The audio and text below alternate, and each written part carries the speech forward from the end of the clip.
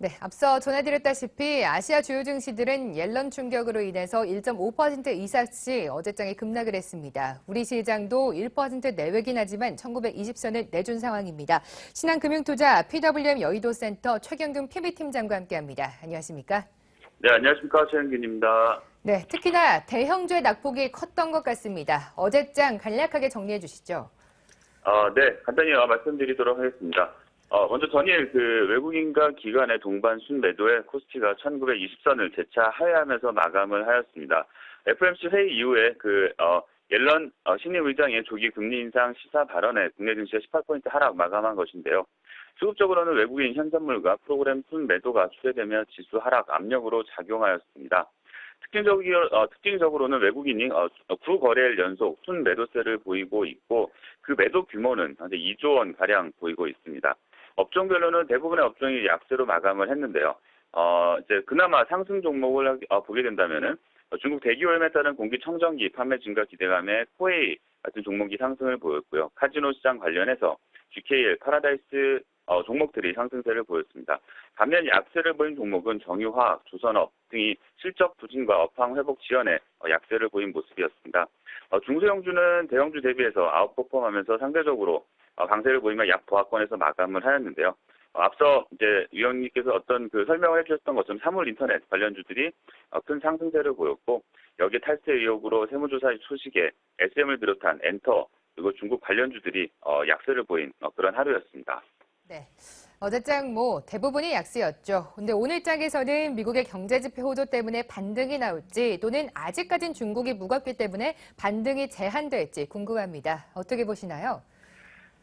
네. 일단 지금 시장 자체가 우리나라 시장은 지금 2014년 6월 이후에 그 시장 자체가 어떤 대칭 삼각형 패턴을 만들어가고 있습니다.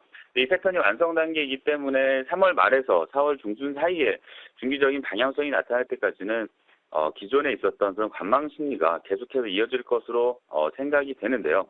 코스피 시장 아직까지는 글쎄요, 큰 모멘텀이 없는 상황이기 때문에 일단 1950 중심에 계속 약간 지리한 그런 박스권의 움직임이 예상이 됩니다.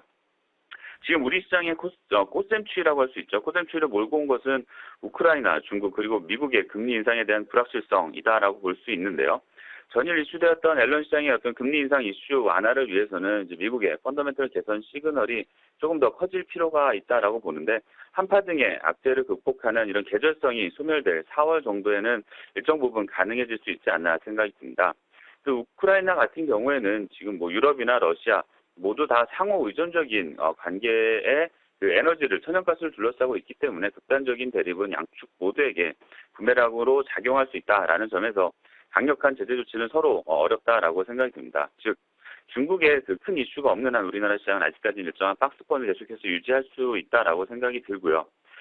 반면 이제 코스닥 시장이 좀 많이 관심이 주어지는데 이제 코스닥 시장 같은 경우는 양호한 수급 상황을 바탕으로 견조한 모습을 보이고 있습니다. 거래소 시장이 급락할 경우에 상대적으로 낙폭이 더욱 심해졌었던 그런 때와는 좀 다른 모습으로 전개가 되고 있는데요. 이는 외국인과 기관 투자자들의 순환 매수에 따른 것으로 판단이 됩니다. 수급상으로 간단히 보면은 외국인들이 코스피 시장에서는 연초부터 4조 7천억 매도를 보였던 반면 코스닥 시장에서는 외국인들이 4,800억 매수를 보이고 있고요. 기관 같은 경우에는 코스닥에서 연기금 1,300억 매수를 포함해서 2,700억 매수세를 보여주고 있습니다. 이런 중소형주 강세 현상은 글로벌 증시에 나타나는 일반적인 현상이다라고 볼 수가 있는데요. 관련 그림을 좀 간단히 보시면은 미국 증시에서는 이제 최근 중형주 지수인 S&P 400 지수와 소형주 지수인 러셀 2000 지수가 대형주 위주인 다우 지수와 S&P 500 지수보다 상대적으로 높은 상승률을 보이고 있습니다. 또 이러한 현상은 유럽 증시에서도 나타나고 있는데요. 범유럽권 지수인 스톡 지수에서 소형주와 중형주가 대형주에 비해서 상대적인 강세를 보이고 있는 그런 모습을 같이 볼 수 있을 거다라고 차트를 보시면 알 것 같은데요. 일단 오늘장 전략까지 간단히 이어서 말씀드리면은 결론적으로 시장 리스크를 감안했을 때 코스피 시장은 일정 박스권 부분을 이어갈 거다라고 생각이 들고요. 이런 외국인들과 기관의 수급을 받쳐주는 중소형주, 특히 외국인의 수급이 받쳐주는 중소형주 중심으로 보시면 좋을 것 같은데 관련 업종으로는 제가 많이 말씀드렸던 바이오 업종들을 이제 주력으로 해서 바이오 엔터, 제약 업종으로 많은 관심을 가지시면 좋을 것 같습니다. 종목별로는 간단히 바이오 업종에서는 종근당, 동아ST 같은 대형주와 또 바이로메드, 아이센스, 셀바이오텍 같은 중소형주 쪽으로 관심을 보시면 좋을 것 같고요.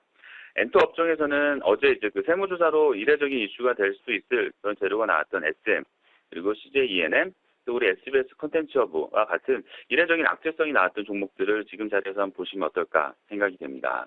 네, 중소형이 강한 장 국내뿐만 아니라 글로벌 흐름도 이어지고 있습니다. 외국인 수급도 받쳐주는 중소형주 중심으로 대응하셔야 될 것 같습니다. 신한금융투자 최경균 PB팀장과 함께했습니다. 고맙습니다. 감사합니다. 최현균이었습니다. 좋은 하루 되십시오.